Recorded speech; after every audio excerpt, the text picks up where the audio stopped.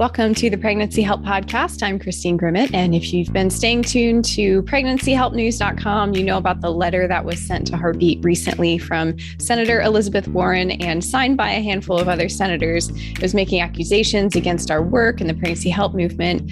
But also, if you've tuned in to pregnancyhelpnews.com, you know the truth about the work of the pregnancy help movement. It's a great place to stay updated on recent events affecting pro-life work, to hear the stories of what's really happening at centers, and you can sign up for those updates. They're weekly updates at pregnancyhelpnews.com. They'll come straight to your inbox. Now, I have Jor-El Godsey, the president of Heartbeat International, and Danielle White, our legal counsel, here with me.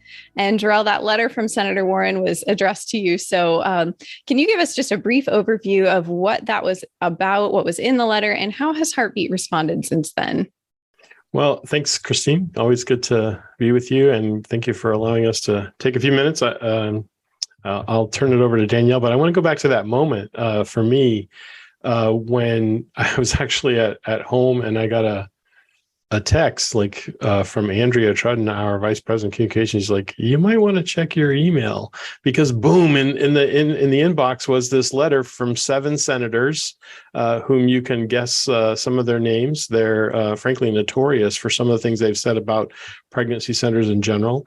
And they really were calling out some key things in this letter, really casting aspersions and creating allegations and restating some falsehoods, and then inventing this narrative, which we're going to kind of unpack a little bit. One of the idea, one, is that we are gathering information that's somehow subject to being used incorrectly. And that's kind of the theme through the whole letter. It's like we have information and they're gravely concerned that it's going to be misused somehow. So right away, that's the key understanding that, like, yes, we do get information. Absolutely. We collect information because we're trying to serve these people. At any doctor's office you walk into, frankly, in just about any place you go to, you have to provide your information so that they can serve you properly. So yes, we get that information. We only get the information that's necessary for what we are wanting to, how we want to serve them. And we keep that information absolutely confidential. And then they get into this whole idea that somehow they've learned that HIPAA does not apply. We've known that for a long time. It's not for the vast majority of pregnancy centers, while we are covered entities under the rule of HIPAA. We are not doing covered transactions, and that's where HIPAA really attaches. So we knew that. They finally recognized that from their position, and that they're gravely concerned. And part of that is, in my mind, is because they've constructed this mindset that, well, if the federal government isn't speaking directly to it, then you must be at risk of violating something. And that just flies in the face. One of it just reflects big government at its worst, in my mind. But it also casts this idea that somehow we don't have the same value for confidentiality as others do. And we most certainly do. We've been keeping things confidential since long before HIPAA was ever crafted and created. And so this was just a very interesting kind of narrative that what they were creating. And eventually they get around to being very concerned that we're going to turn this over, this information, we're going to turn this private information over to someone who's going to do something dastardly with it. And you know what? We've been protecting women's information for years and years, decades even, and we're quite good at it. It's a value of ours. So all of that said, well, what do we do with this, and how do we respond? And that led us to the initial conversation. So as we're supposed to do when we have a lawyer on board, we pick up the phone and we say something to the akin of, Danielle, what do we do? And so she was the first one we reached out to, like, hey, Danielle, you and I had this conversation, like, when you thought, hey, I want to really go do something really good, work in the pro-life movement. Like, did you ever think that the day would come when you'd be battling like senators from their elected office? No, certainly not. And definitely not when I came on with Heartbeat International, which is really just geared towards helping women. I guess I was naive, but my perspective was like, oh, well, this will be interesting. There's probably some nonprofit corporate stuff and, other things, maybe some IP law I could see, or like maybe adoption type family law things. But no, I really thought that pregnancy centers were a place where everybody could agree that helping women to be able to have the resources to choose life for their babies so that they're not so desperate they're turning to abortion is a good thing.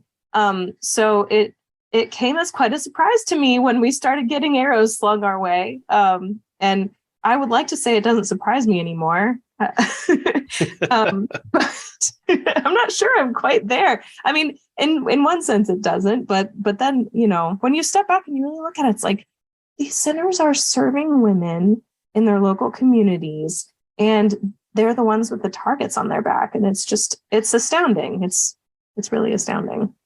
Well, one of the things that I saw immediately through this letter is, while the letter is directed at Heartbeat, it actually is very concerned about some of the language where we've been talking about our own software, Next Level Center Management Solutions, which talks about data and the importance of data, because data is everything these days.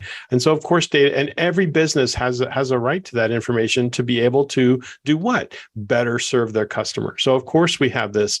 But looking through this is not so much about Heartbeat.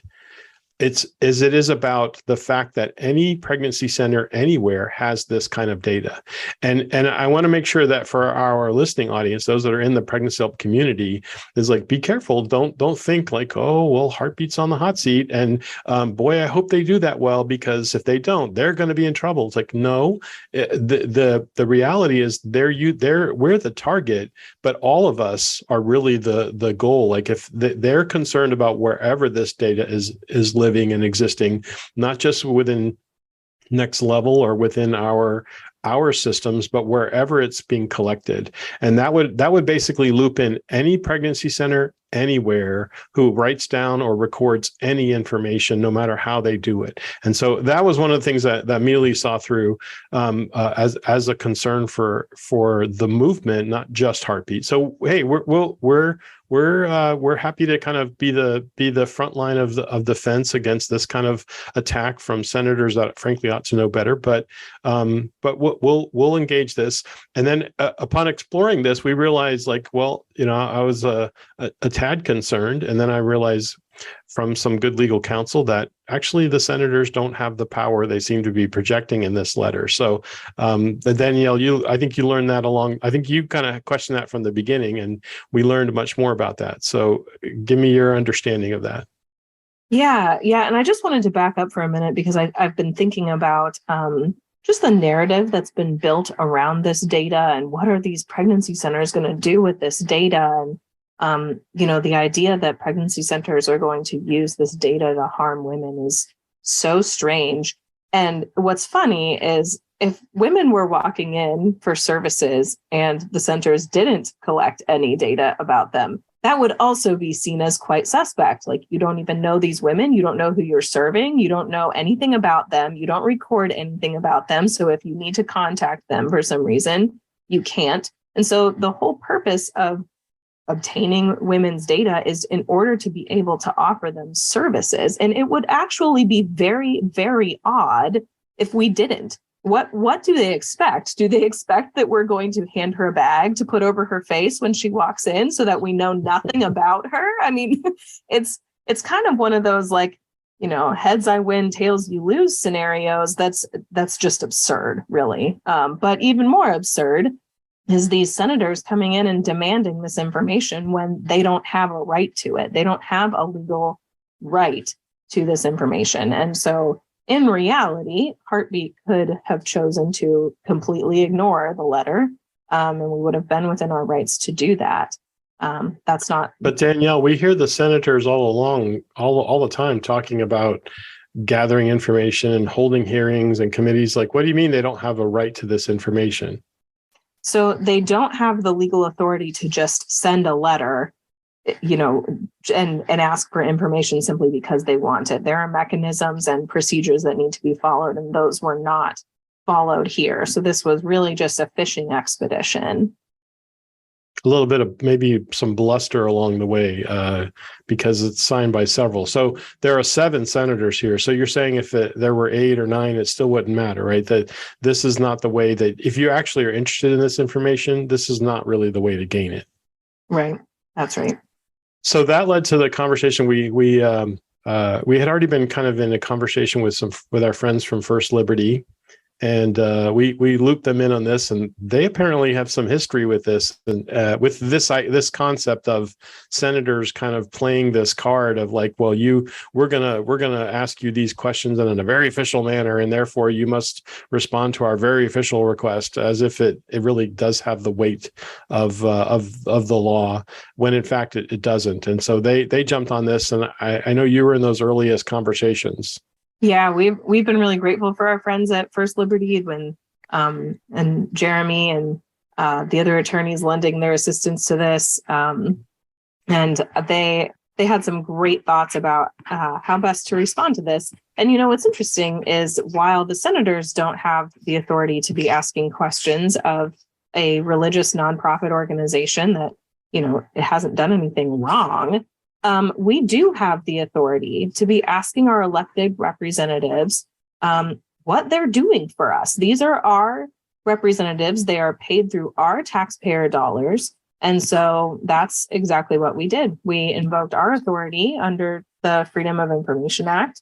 And we had some questions for the senators. Such as? We kind of wanted to focus on, since May, when the Dobbs opinion leaked, there have been dozens and dozens of attacks on pregnancy centers who are protected under the FACE Act, the Freedom of Access to Clinic Entrances Act. Most people who are familiar with FACE Act at all think that it only protects abortion clinics. That is not the case. It protects reproductive health organizations, and so it protects pregnancy centers. And despite the fact that pregnancy centers have this federal protection, we've watched as dozens of them have been attacked, and we have not one single arrest for those attacks. So some of them have been firebombed even. I mean, fortunately, no one has been hurt in any one of these attacks. The vast majority of them are vandalism in a way, although there have been rocks thrown through windows, and there's been property damage, and then there have been those. I think there's about a half a dozen of those now that have been firebombed, which is obviously major damage. Some of them have been out of commission for many weeks, if not months, and some have yet to be able to recover from that kind of devastating attack. But no one has been harmed by the physical attacks. But these centers that are taken out of commission are now not able to serve these women that they were originally serving. So in effect, these attacks have resulted in actual women not getting services, and therefore not being able to accomplish some of the things that they need and want for their healthy pregnancy, for making a decision for life. And so while the senators are kind of fishing, as you said, I think that's a proper term, that they're really fishing for something that they think is true. There is a truth to the reality of these attacks, that women are being harmed and hurt. If not physically, there's lost services that are happening because of these attacks, or they're being swayed by some of the messages that are placed. And these senators haven't spoken to this egregious attack at all. These particular senators. Yeah, that's correct. And in fact, I would say that a lot of their rhetoric is fueling these attacks. Threatening messages that are being left at centers or painted on their sidewalks or their buildings. If abortions aren't safe, then neither are you. That's threatening language. And so, yeah, these senators have used rhetoric that has raised the temperature and has made people evidently believe that going out and vandalizing these centers and violating the FACE Act is not only acceptable, but to be celebrated, and furthermore, will receive no ramifications whatsoever. We have not a single arrest, and this has been happening for 5 months.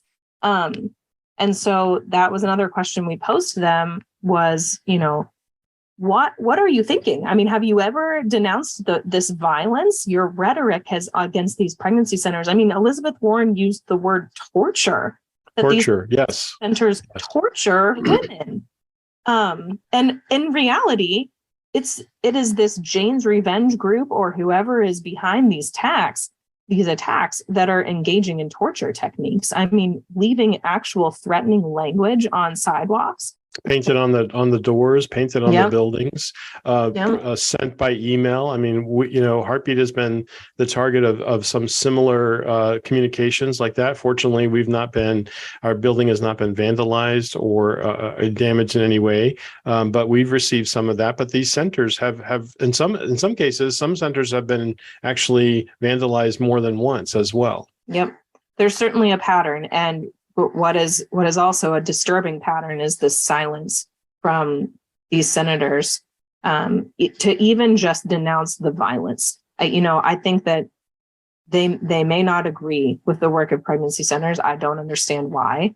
But just to denounce the violence and to say we live in a society where this kind of activity is completely unacceptable, regardless of where you fall on the political spectrum. It is not acceptable to firebomb organizations that are providing services to women.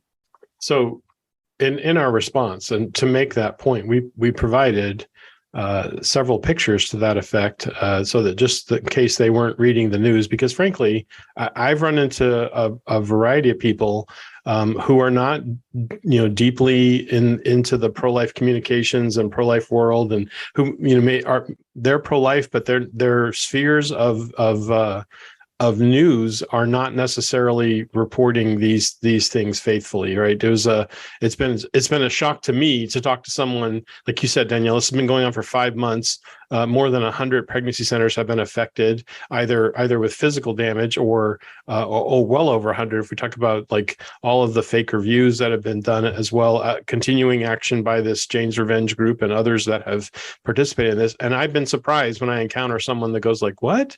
Pregnancy centers have been attacked?" Like, oh my goodness, what news are you listening to or failing to listen to that you're not understanding that these kind organizations in your very community have been subject to this. Now, we know that there's 100 or more of the centers that have happened. We also know that there's nearly or more than 2,800 locations around the country. So from a percentage perspective, not a huge percentage have been attacked, but what that has created from those that haven't. I mean, security systems have had to be purchased. And like you said earlier, these are fueled by some of the comments that particularly Elizabeth Warren, who's been just egregious in the things that she's said. That torture is the worst thing I've heard her say, but she has been ranting that these centers should be shut down. And apparently Jane's Revenge is listening and acting on that same kind of rhetoric. Yeah, it certainly appears so. And so I think it's time for the senators to answer some questions about this. Jor-El, you mentioned the media, and I think one thing that was amusing or interesting to watch was just as soon as this letter hit your inbox, somehow Time Magazine already had an article out. It's like they knew. Yeah, you wonder. I think it was 4 hours after we had received it in our inbox, they managed to publish an article about this, and that just speaks to there's some type of coordination going on that if this isn't a more of a political posturing, so let our friends in the media who are going to help us carry our invented narrative to the masses. Let's make sure that they know about this. This is sadly becoming all too common occurrence, that things that we think, and this is, by the way, the very letter that's concerned about confidentiality and privacy somehow is forgetting that maybe we're supposed to operate under a principle like, I don't know, maybe you've never heard of this, Danielle, being a lawyer, we're innocent until proven guilty, right? Well, apparently we're not, because at least not according to these senators that have been making these claims and concerns, because they wanted to make sure that their narrative was placed in the media, and there are willing participants wanting to do that for their own biases against pregnancy help organizations, against pregnancy centers. We've seen this. We've had a number of media outlets try to cast aspersions. And the good news is, my good news is that we continue to have resolve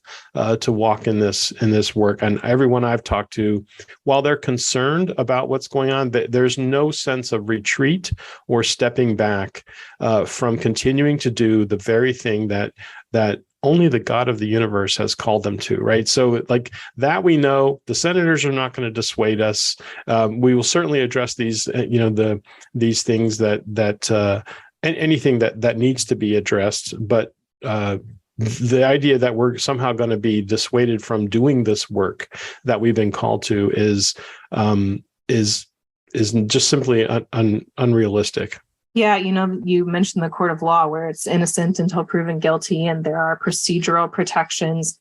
In the court of public opinion, it's really just a banana republic, and there isn't any procedural protection. Yeah. And I think that's what they were counting on. I think that was the point. Now there's a headline out there, Heartbeat International is investigated for their privacy practices, and some people won't even read the article. Right.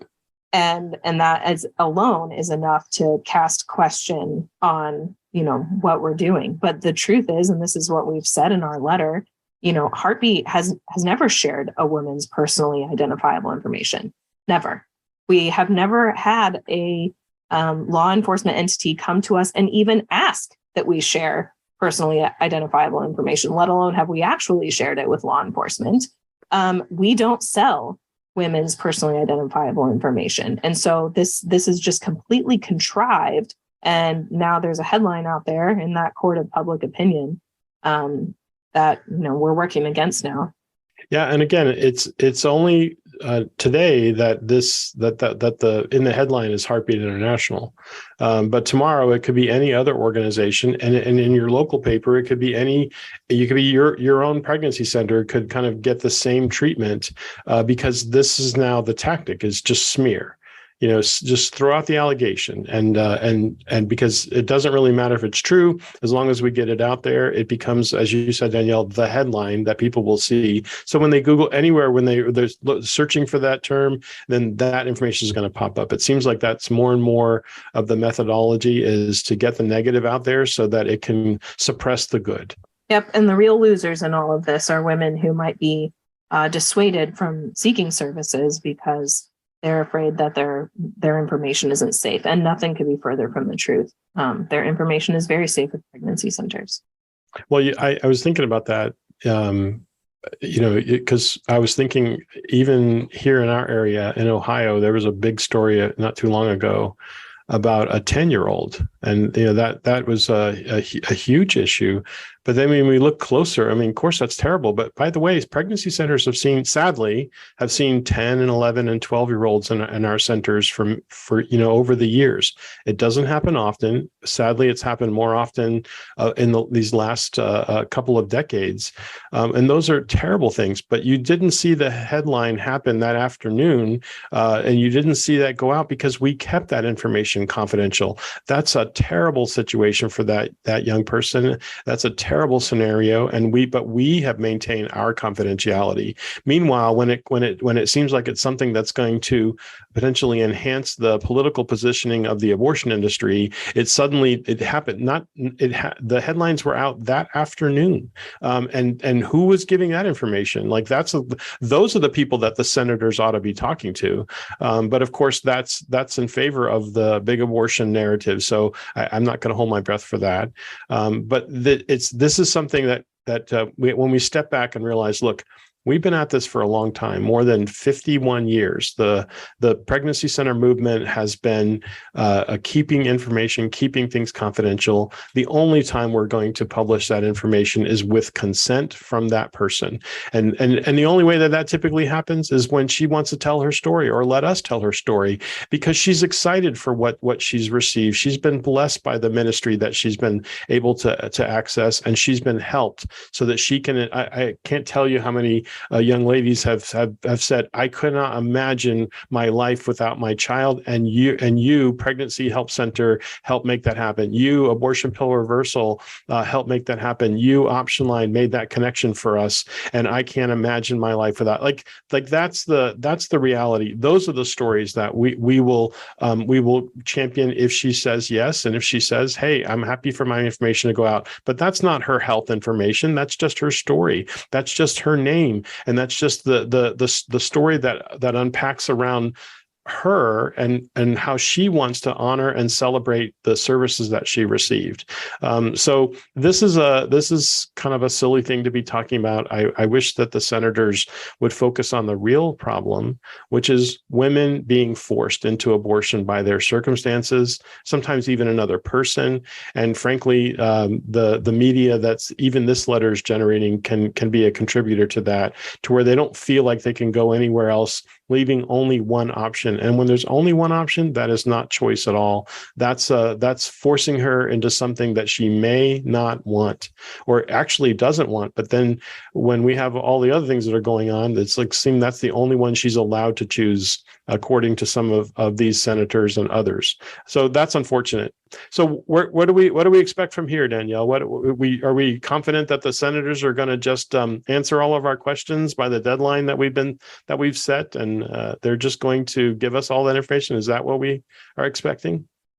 Well, there is a legal process for for this, and so we will walk through that. My crystal ball's broken today, so I'm not really sure exactly what to expect, but that is part of the fun of being on in this ministry. And but it is kind of nice that there is a legal process here, and we're not just dealing with big tech that is powered by the left, but there is a legal process, and we will follow the legal process. Because that's really our responsibility, is to do things in a way that's upstanding and upright, and yet at the same time they're using their process, maybe not illegally, but with a kind of try to create something lack thereof. Yeah, that's probably a better way to say it, without precedent or without really substantive support for their actions. But they're just throwing their weight around and thinking that we're just gonna. I don't know what they're thinking we're going to do, because frankly, this issue is way too important for us to step back and step away. And this is not about our software or our data. This is about the movement and what they're really revealing their kind of own playbook as to where they're going with this. So we'll see. We'll see if they ask more questions, they seek another path. I don't know about you. I'm imagining that they have some other tools that they can use, maybe that they might want to do before the November election, or at least how things unpack. We'll see. Who knows?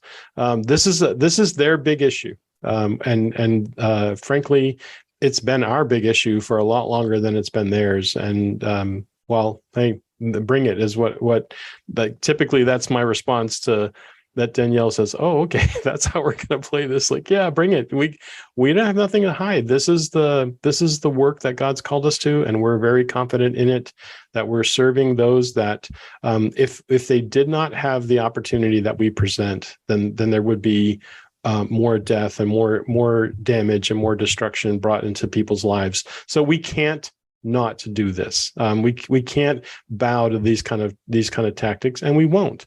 We'll see where it goes from here, and trust that everyone will be praying for us as we do. And we try to play this as publicly as possible so that everybody gets a sense of how this is happening. If this had been a conversation behind closed doors that felt more legitimate and felt, we'd have kept it in that way. But they were very public about this, and so we've tried to be very public in our response as well. Yeah, that's right. I mean, that they're not interested in having a conversation about this that was going on behind closed doors, as you say, or a little bit more private, or maybe even a little bit more productive. But, when you involve Time Magazine almost the moment after you hit send on this email, I think the intentions are pretty clear. Mm-hmm. And part of this, you said this much earlier, is that this is really about a public relations battle. This is about getting the word out, swaying the public, creating a false narrative so that others can be swayed from maybe even accessing life-affirming help that we offer. We trust that the Lord will help us overcome that. And we have others that are trying to work against that as well. And that's a topic for another time. But meanwhile, I hope that you'll pray with us that the Lord's will is revealed and that such deeds of darkness will be exposed, and that ultimately we will see truth triumph, because that's our absolute foundation, is that we walk in the truth of Scripture, the truth that what we're doing, the truth of life in the womb. We welcome Scripture in that. We are grateful for the Scriptures, stand on that, but we actually know that that's a scientific truth, right? That we stand on as well. So we're grateful for this, and I just would ask that you pray for the Heartbeat team, pray for everyone that might be reading these things and concerned, and maybe even in their heart might be given pause. Pray that they would just stand firm, stand committed, walk in a clarity that what we do is a Holy Spirit breathed, and He will guide us in all of this. And thank you, Danielle, for your help with this, and thank you, Christine, for the opportunity to take a few minutes to talk about it. Hey, thank you. I think that was a really great way to wrap up. I did get a chance to read both of those letters this morning, and this really helped explain some of the background, what's really happening, and in your own words. So that was pretty cool to hear a little more of the story. If you would like to read those letters, both the one that was sent to Heartbeat and the one that we responded with, I will put links to those below so you can check those out. Also, if you are looking for additional information on the work of the Pregnancy Help Movement, maybe you're new to the podcast and you're just hearing about this work for the first time, or if you've been a long time member of the Pregnancy Help Movement and doing ministry in your own community, visit pregnancyhelpnews.com. Be sure to subscribe. Also subscribe to this podcast for future episodes. And one more thing before we close, we've been running a little feedback survey that you've heard me talk about at the end of each episode. And I did pick a winner. Thank you so much to everybody who provided your thoughts and your ratings on the podcast and gave me some great ideas as we look to new episode planning for the new year. So we will definitely be taking those and seeing what we can do to bring more content your way. But I did pick a winner. All I have is an email address. I didn't ask for a name to keep him anonymous. So I'll be reaching out to that person here pretty soon. So keep an eye on your email if you did submit What that. Did they win? What did they win? They win. And sorry, I should have said that before. It's an APRN prize pack. So Abortion Pill Rescue Network. There's a cool little tumbler mug and a t-shirt. So that is headed some lucky winner's way here soon. With that, thanks so much. Again, subscribe and have a great rest of your day.